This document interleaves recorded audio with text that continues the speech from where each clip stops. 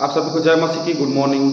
सुबह के समय एक बार फिर से आप सभी का हम स्वागत करते हैं। अपने क्लास में हम आगे बढ़ेंगे और आगे बढ़ते हुए हम देखेंगे कि कैसे परमेश्वर ने एक अद्भुत काम मन्ना और बटेर के द्वारा किया और कैसे परमेश्वर जो है उसने काम किया, उसके विषय में हम चर्चा करेंगे। बहुत सारी बातें हैं जिनके विषय में हमको काफ़ी सारी चीज़ें पता नहीं चलती हैं। बाइबल में बहुत सारे ऐसे वचन, ऐसे बातें हैं, जैसे धनिया के समान श्वेत वाली बात जो है बहुत ही कठिन है जानना, लेकिन श्वेत यहाँ पे लिखा हुआ है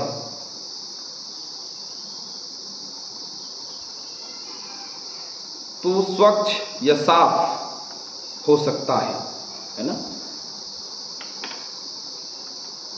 लेकिन हम ये प्रचार नहीं करते। हमारे सुसमाचार का प्रचार करने का जो तरीका वो यीशु मसीह, परमेश्वर और पवित्र आत्मा, इन तीनों के ऊपर में जो है वो हमारी चर्चाएं रहती हैं। तो सुसमाचार के प्रचार के विषय में लिखा हुआ है, किसी ने टाइप किया है कि पास्टर साहब सुसमाचार का प्रचार किन विषयों पर आधारित रहता है। तो विषय बहुत सारे हो सकते हैं, लेकिन विषय वस्तु केवल 3 ही हैं, पिता, पुत्र और पवित्र आत्मा, त्रिएक परमेश्वर। तो बाइबल में आप कहीं से भी प्रचार करिए, किसी भी स्थान से प्रचार करिए, कहीं से भी प्रचार करिए, वो तीनों में जाके ही जुड़ेगी। ये सुसमाचार का क्या है, आधार है। विशेष करके परमेश्वर का वचन जो इंगित करता है वो केवल और केवल परमेश्वर की ओर। तो पिता, पुत्र और पवित्र आत्मा तीनों एक हैं और उसी की ओर इंगित करता है। यह परमेश्वर का वचन बार बार उसी दिशा की ओर हमको लेकर के जाता है। अभी सवाल आ रहे हैं, बहुत लोगों का सवाल आ रहा है, तो परमेश्वर का धन्यवाद करते हैं। पर्सनल पोस्ट में कर रहे हैं। मैं यह कहता हूं कि आप यूट्यूब में भी कर सकते हैं, कोई समस्या नहीं है, डरिए नहीं, हिचकिचाइए नहीं। यदि पर्सनल आप भेजते हैं तो भी बहुत अच्छी बात है, पर्सनल भी पूछना चाहिए, इससे आपकी ज्ञान बढ़ेगी और साथ ही साथ और लोग भी जो जिनके मनों में सवाल होंगे उनके मनों के सवाल भी जो है वो दूर होते चले जाएंगे। निर्गमन की किताब 32वां पद से आगे हम देखना आरंभ करेंगे। आज 16वां अध्याय हम समाप्त करेंगे। परमेश्वर ने जगत से बहुत प्रेम रखा है और उस प्रेम को उसने प्रकट भी किया स्पष्ट रूप से, लेकिन हम में से प्रत्येक उस प्रेम को नहीं पा सकते हैं। जो मन्ना और बटेर, वर्षा या विश्राम दिन, ये सब कुछ महत्व रखते हैं हमारे जीवन के लिए, है ना। क्यों महत्व रखते हैं? क्योंकि ये सारी चीजें हमारे पूर्वजों के साथ में घटी हैं और घटने के साथ ही साथ ये हमारे पूर्वजों की गवाही है जो उन्होंने दी है। मूसा हमारे पूर्वज थे और उन्होंने गवाही दी है इस विषय में कि परमेश्वर ने मन्ना और बटेर बरसा करके लोगों को तृप्त किया। जब भूखे थे तो उन्होंने भोजन दिया, जब प्यासे थे तो उन्होंने पानी भी दिया। ये सारी बातें हमारे पूर्वजों के द्वारा जो है हम तक पहुंचाई गई है और बहुत स्पष्ट रूप से हम इस बात को देखते हैं कि मन्ना एक स्वर्गीय भोजन है जो श्वेत है, मधु के समान मीठा बना, मधु के समान जैसे पुए बनते हैं वैसे ही बना हुआ है। गुड़ का जैसे पूड़ी बनता है वैसे ही बना हुआ है, गुड़ का जैसे चीला बनता है वैसे बना हुआ है। और ये जो वचन है या ये जो समय उन दिनों में चला वो बहुत ही महिमामय समय था। जब इजरायली कुड़कुड़ाती थी तो भी परमेश्वर काम करता था, जब इजरायली प्रजा परमेश्वर के विरुद्ध जाती थी तो भी परमेश्वर काम करता था। लेकिन आज के समय में जो अनुग्रह का काल है उसमें जब भी हम विरोध में जाते हैं या परमेश्वर से अलग जाते हैं तो वो हमको अलग कर देता है, वो हमको काट छाट कर अलग कर देता है। क्योंकि मसीह यीशु ने वचन में कहा कि जो डाली मुझ में है वो फलती है, जो मुझ में नहीं वो आग में झोंक दी जाती है। अब जो उसमें है वो फलेगी, फूलेगी, आशीष पाएगी, और जो उसमें नहीं है वो नहीं पाएगी। बहुत स्वाभाविक तरीके से।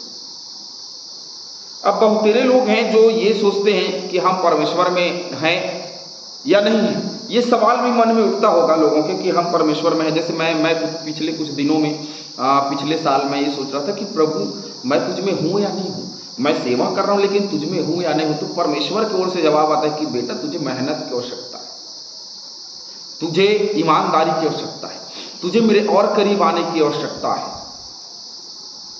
हम जितना ज़्यादा परमेश्वर के करीब जाएंगे उतना ज़्यादा हम उसको महसूस कर पाएंगे, उतना ही ज़्यादा परमेश्वर हमारे जीवन में काम करेगा। आज हम उससे अलग हैं, इसीलिए हम उससे जुड़ नहीं पाते। ये जो मन्ना और बटेर का बरसाना है, ये परमेश्वर की नज़दीकियाँ हैं जो वो हमसे चाहता था, वो चाहता था कि वो हमारे नज़दीक रहे। लेकिन उसके बाद हम मनुष्यों ने पाप किया और पाप और अपराध करते करते करते करते करते करते हमने अपना स्वरूप बिगाड़ लिया। और जब हमने अपना स्वरूप बिगाड़ लिया तो उसने यीशु मसीह को इस जगत में भेजा ताकि हमारा स्वरूप फिर से बनाया जाए। एक बार नमक का स्वाद बिगड़ जाता है तो उसको किसी रीति से शुद्ध नहीं किया जा सकता, बहुत स्वाभाविक बात है। आज हमने अपना स्वरूप बिगाड़ दिया, लेकिन हमारा स्वरूप बन सकता है, ये संभव है। लेकिन ये तब होगा जब हम पूरी रीति से परमेश्वर के डर और भय में चलेंगे और उसको मानेंगे, उसके साथ रहेंगे, उसके संग रहेंगे।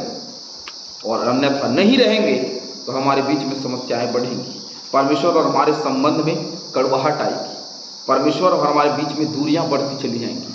तो इन हर एक विषयों को आज हमें समझने की जरूरत है, समझने की आवश्यकता है कि परमेश्वर ने जो हमारे साथ में किया है, क्या वो उपकार आज हमारे पास में बना है?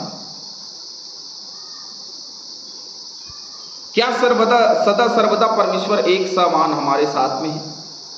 यदि है तो हमको बोलना पड़ेगा, हाँ परमेश्वर सदा सर्वदा हमारे साथ में है।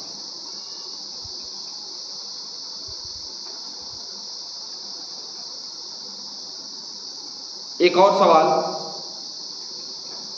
जो है अभी टाइप किया हुआ है, मैंने देखा उसको। परमेश्वर ने इजरायली प्रजा को पीढ़ी दर पीढ़ी आशीषें दी,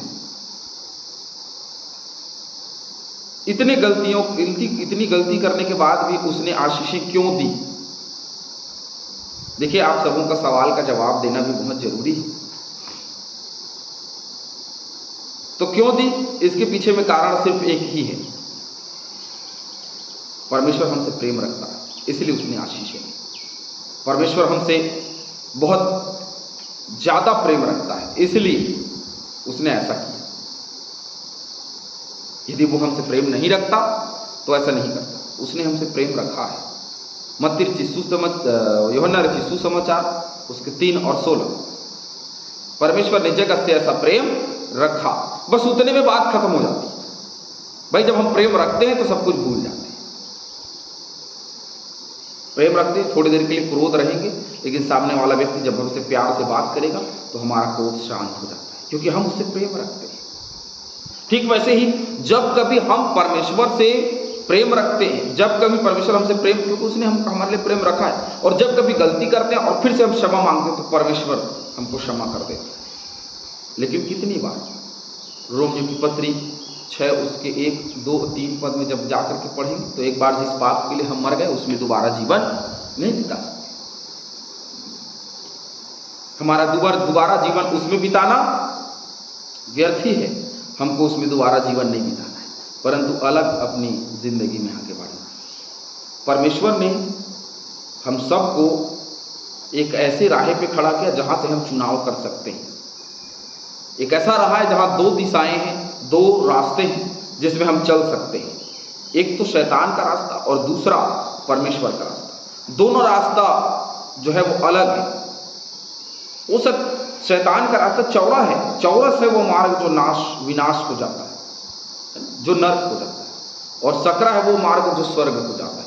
तो सकरा मार्ग बड़ी कठिनाई है यहाँ, क्योंकि शैतान बड़ी आसानी से हमको स्वर्ग पहुंचने नहीं देगा। वो कठिनाई हमारे जीवन में डालेगा ही डालेगा।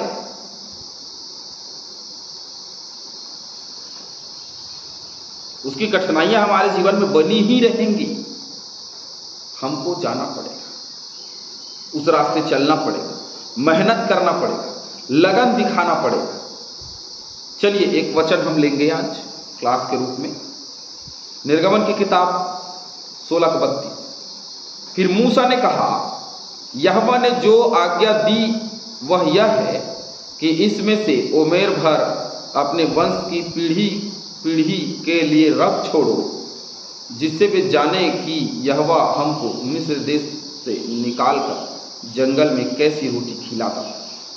यहोवा ने उनको आज्ञा दी कि इसमें से उमेर भर अपने वंश की पीढ़ी पीढ़ी के लिए रख छोड़ो। अब इसमें से कुछ रख छोड़ो। अब अभी तक तो बोला कि खराब हो जाए, लेकिन अब बोला पीढ़ी पीढ़ी के लिए रख छोड़ो।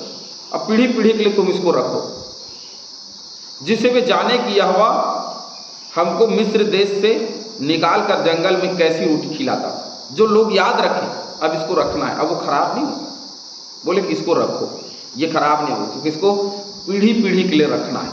तो परमेश्वर की कैसी आशीष है देखिए, पीढ़ी पीढ़ी तक वो खराब नहीं होगा। 33 वचन। तब मूसा ने हारून से कहा, एक पात्र लेकर उसमें उमेर भर लेकर उसे यहोवा के आगे रख दे कि वह तुम्हारी पीढ़ियों के लिए रखा रहे। अब कहाँ रखना है? आशीषें कैसे मिलेंगी? यहोवा के चरणों में रखने से आशीषें मिलेंगी। यहोवा के चरणों में रखेंगे तो किसी बात की कमी और घटी नहीं होगी। अब सोचिए कि जो मन्ना एक ही दिन में खराब हो जाता था, वो मन्ना पीढ़ी से पीढ़ी तक बना रहेगा। उसने आज्ञा दी मूसा को कि एक उमेर भर रख दे। कहाँ रख दे? मेरे चरणों। जो चरणों में रखे जाते हैं वो कभी कमी और घटी नहीं होते। जो चरणों में रखे जाते हैं उसमें परमेश्वर आशीष देता है। जो उसके चरणों से अलग है वो आशीष से अलग है, जो उसके चरणों में है वो आशीष से भरे हुए हैं। परमेश्वर ने हम सब एक अलग स्वरूप दिया है, एक अलग रूप दिया है। परमेश्वर ने हम सबको एक अलग तरीका दिया, एक अलग जिंदगी दी है। सबका अपना अलग अलग जिंदगी, लेकिन उस जिंदगी में एक है जो कभी नहीं बदलता, वो परमेश्वर का प्रेम है, परमेश्वर की आशीष है। चाहे वो एक दिन में चीज़ों को समाप्त कर दे, चाहे वो पीढ़ी से पीढ़ी तक बनाए रखे, वो उसके हाथ में है। आमीन। प्रभु हम सभी को बहुत से आशीष